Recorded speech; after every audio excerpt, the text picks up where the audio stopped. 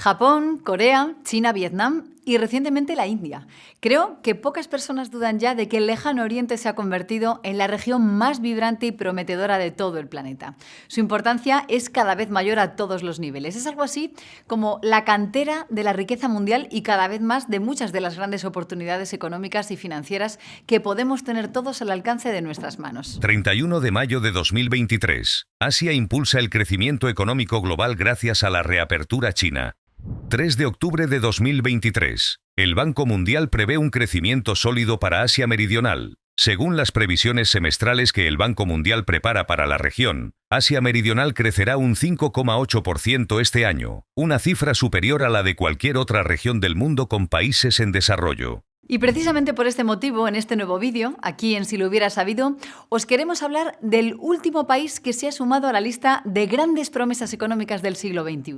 Más allá de la India o Vietnam, Indonesia, el país musulmán con más habitantes de todo el mundo, está llamando cada vez más la atención en los entornos profesionales. Hablamos de un país grande, razonablemente joven, con una economía potencialmente inmensa y una ubicación estratégica.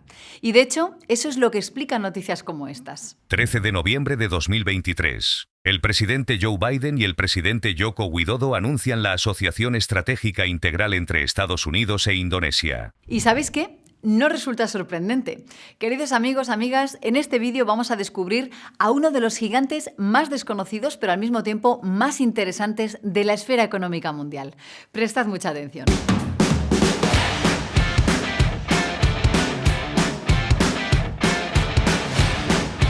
Indonesia, un país que está formado por más de 17.000 islas, es relativamente desconocido. Y eso a pesar de que hablamos de un país que de punta a punta es más largo que Estados Unidos y el cuarto país más poblado de todo el mundo. Y con una población de unos 275 millones de habitantes, es por mucho el país más habitado de todo el sudeste asiático. Y eso no es todo. Se espera que para el 2050 cruce ampliamente la barrera de los 300 millones de habitantes. Es decir, por comparar, esto supone que en poco más de 20 años Indonesia tendrá las 2/3 partes de la población de toda la Unión Europea. Por supuesto, hoy por hoy sigue siendo un país relativamente pobre y eso hace que este dato nunca suela llamar la atención. Sin embargo, esto está cambiando a toda velocidad. Un fuerte y prolongado crecimiento económico está haciendo que este enorme peso demográfico esté traduciéndose de forma acelerada en muchas oportunidades económicas. Digamos que en Indonesia está surgiendo una clase media muy grande. De hecho, se habla poco de este país, pero desde 1990 su crecimiento per cápita ha sido bastante más alto que el de países como Filipinas, la India o incluso Vietnam, aunque este último le ha recortado distancia durante la última década. Fijaos. Y la pregunta es, ¿cuál es la clave de su crecimiento? Pues curiosamente ha seguido un patrón inverso a lo que suele ser habitual. De ser un exportador industrial ha pasado a ser sobre todo un gran exportador de recursos naturales. De hecho, tal y como podéis ver, en las últimas décadas el peso de la industria ha caído sustancialmente. Si os fijáis, el declive comenzó a principios de los años 2000, justo tras la entrada de China en la Organización Mundial del Comercio. Luego las inversiones se concentraron sobre todo en la extracción de recursos naturales. Por decirlo de alguna manera, Indonesia pasó de coser pantalones y fabricar ordenadores, coches y zapatos a producir sobre todo minerales. Y es que veréis, Indonesia, además de ser un país muy rico en carbón y oro, tiene también una quinta parte de todo el níquel del mundo. Y no lo olvidéis, el níquel es un componente crucial en las baterías de los coches eléctricos. Exactamente, en la misma línea, Indonesia también es la tercera fuente de cobalto más grande del planeta. Y son solo 2 ejemplos de muchos que podríamos poner sobre la mesa. Así que ya os podéis hacer una idea de la importancia que esta industria ha adquirido de repente con el creciente proceso de electrificación que se está produciendo en todo el mundo.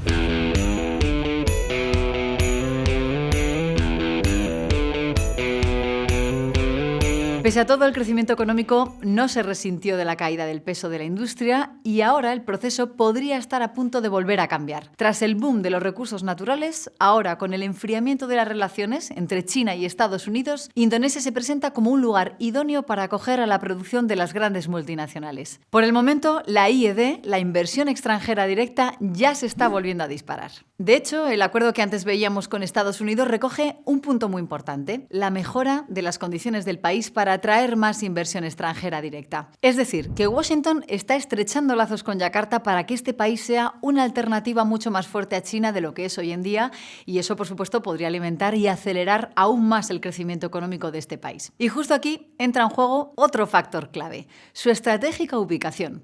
Indonesia está situado justo por donde pasan las mayores rutas comerciales de todo el mundo. Por ejemplo, en torno al 40% de todo el comercio chino tiene que pasar precisamente por uno de los 3 estrechos que controla Indonesia y que veis en pantalla: el estrecho de Malaca, el de Sunda o el de Lombok.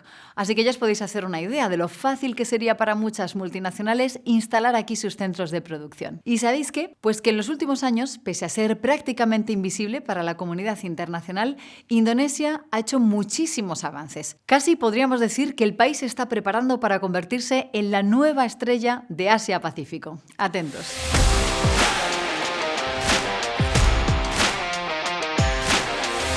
Como ya os hemos dicho, Indonesia es un país formado por muchas islas, más de 17.000, de las cuales unas 6.000 están pobladas. Y además es muy extenso. Para que os hagáis una idea, de punta a punta tiene 5.120 kilómetros de longitud, prácticamente la misma distancia que hay entre Dublín y Nueva York, y casi un 50% más que la distancia que separa a Madrid de Moscú. Como os podéis imaginar, esto históricamente ha hecho que sea muy difícil para las mercancías y las personas moverse por el país. Y por eso una de las obsesiones durante los últimos años de su actual presidente, Joko Widodo, ha sido la inversión masiva en infraestructuras.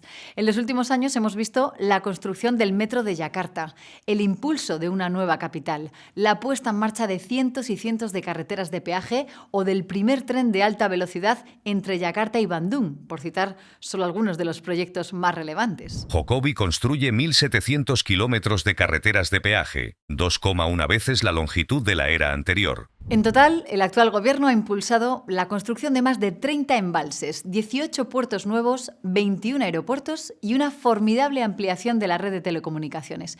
Todas estas intervenciones han mejorado mucho la situación del país. Lo que podemos ver en el logro del gobierno actual es un desarrollo de infraestructura extremadamente masivo y bien distribuido en varias regiones de Indonesia. Claro que junto a la mejora de las infraestructuras podemos destacar otro gran paso adelante que Indonesia ha dado en los últimos años: la apertura comercial. Concretamente, este país se ha sumado a las 2 grandes iniciativas para promover el comercio en Asia. En primer lugar, forma parte de la conocida como Asociación Económica Regional, un acuerdo de libre comercio impulsado por China y que ha entrado en vigor este mismo año. Pero sobre todo forma parte del Acuerdo Transpacífico de Cooperación Económica, CPTPP, que es un tratado de libre comercio de nueva generación liderado por Japón, que se ha convertido en el club comercial de moda. Sus integrantes representan cerca del 15% del PIB mundial. Incluso Reino Unido y China han solicitado su adhesión. El caso es que formar parte de estos 2 acuerdos le dará a Indonesia una gran ventaja a la hora de integrarse en las cadenas de producción internacionales. Desde luego, es una apertura que, no os quepa ninguna duda, las multinacionales ven con muy buenos ojos. Además, como tercer elemento clave, Indonesia es una democracia razonablemente funcional.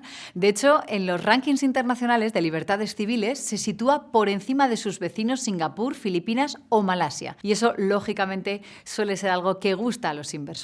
Y por último, sorpresa, el país tiene sus cuentas públicas ordenadas. El déficit no puede superar el 3% del PIB en un país que crece razonablemente rápido. Y con más de 130.000 millones de dólares, sus reservas internacionales son suficientemente grandes como para estar tranquilos. Así que, como veis, estos son los 4 motivos que podrían hacer que Indonesia vuelva a coger peso en el complejo industrial internacional, al tiempo que su clase media puede crecer en decenas y decenas de millones de personas durante la próxima década.